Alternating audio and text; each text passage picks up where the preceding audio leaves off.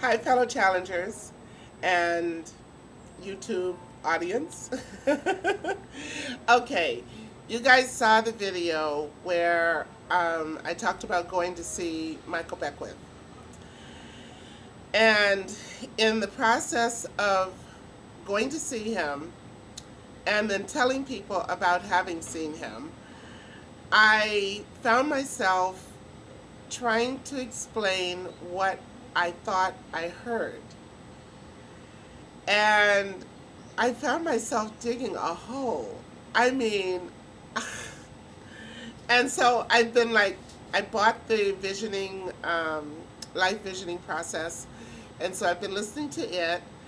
It's as though I get it up here, but when I go to say it, I don't get it. I can't articulate what it was that I heard. So I'm going to try to articulate it here, because I think part of the problem may have been that I was trying to articulate it to people that are not into law of attraction, they're not into Abraham, they're not into The Secret, they're not into any of that stuff. And so the more I explain, the deeper the hole gets. So Michael told a story about the difference between the present and the now. And what I heard was this.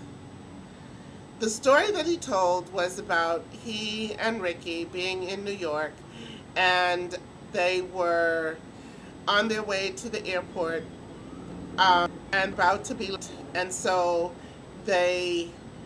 when they hurried up and got there, but when they got there, they figured out that they were at the wrong airport. And so they were at JFK and they were supposed to be at LaGuardia, or vice versa. Either way, they were at the wrong airport. So they quickly told the taxi driver to take them to the correct airport. And in the process of going to the correct airport, it appeared that the taxi driver was driving extremely slow. And so the conversation went something like this. The taxi driver says, well, you told me to go to that airport. And they're saying, yes, but now you're driving too slow, and we need to get to the other airport, so you need to drive faster. And so that was the conversation. It was going back and forth. And so in essence, they were doing past, present, future. Past, present, future. The past being, you told me to go to the wrong place. The present being, you're going too slow. The future being, oh my God, we're going to miss the plane. And what Michael was saying, and what I have heard, I think, from Tolle, and then when I look back at my own life and at actually the stories that I'm writing in Magical Moments, what I get is that there is a fine distinction between now and the present. And that fine distinction seems to be that the present has the past and the future attached to it. So the present is real because whatever happened in the past caused you to get to the present. And whatever you're doing in the present is going to take you to the future. So the present has strings attached to it. The now, on the other hand, has no strings attached to it. It is only what is going on in this moment. And so it precludes anything that has motion. So for example, in Ricky and Michael's example, the example that Michael was giving about going to the airport, the present was that the taxi driver was going too slow, and so they were going to be late. The now was that they were in the taxi. That's all. That was it. That's all. There's no past, there's no present, there's no future. There's just that moment. And that moment, they're in the taxi. And each now got them closer to the now that they wanted to experience, which was to be on the plane and on time. When I look at my own life and places where I have had magical moments, I realize that all of my magical moments have occurred when I got let go of the present, whether it be to manifest the rent or to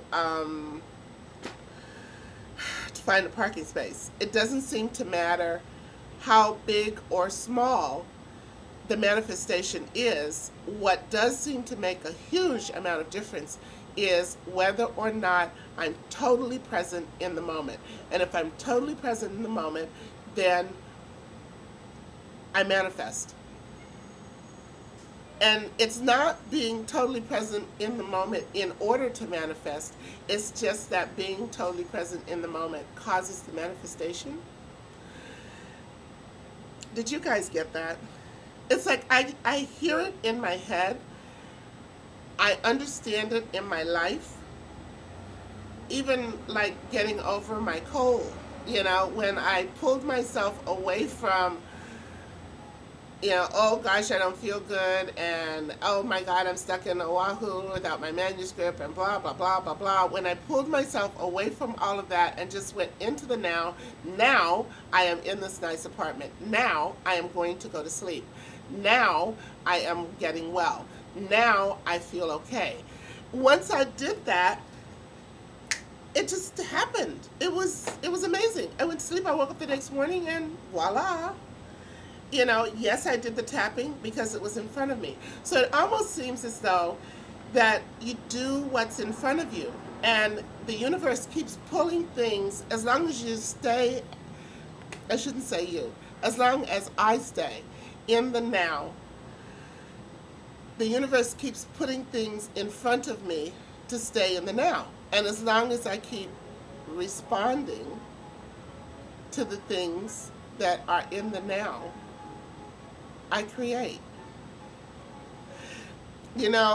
I would welcome commentary on this because it's actually an integral part of Magical Moments, which is the book that I left the manuscript in Kona. And it's the questions that I am addressing in that book. So if you guys have any insight on this, I would love to hear it. You can post me a video log or type me a message, but I would like to hear what your take is on this. And if you look back in your life, are there places in your life where you have manifested from the present, or what I just described as the present, if I did a good job of it? Or have all of your manifestations, or the majority of your manifestations, been from a place of now? I want to finish with one very short story.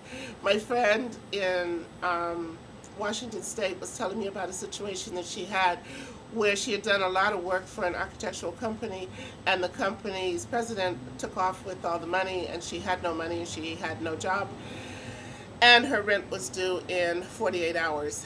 And she was trying to plan and focus and do all this stuff in order to manifest $800 for her rent in 48 hours. And she just pulled herself away from, because it was Friday night, she couldn't figure out where she could come up with $800 in 48 hours. She didn't know anyone to call or anything. And so what she did was she pulled herself away from worrying about where the money was coming from, and she simply went into, at this moment, I have a place to live. At this moment, there is food in my refrigerator. At this moment, my children are warm and safe. At this moment, I am safe. At this moment, everything is well in my world. And within moments, less than an hour of doing that, someone called her phone number, who has no idea where they got her phone number from, with a job for her that paid her $1,000 so that she was able to pay her rent in 48 hours. She stayed up all night and worked on the job. She finished the job in less than 48 hours. They handed her money. She was able to pay her rent. The gist of the story being, she went to the now. So I welcome your comments. Let me know what you think. Okay? Until next time, aloha. It's good to be in Waikiki. Bye. See you soon.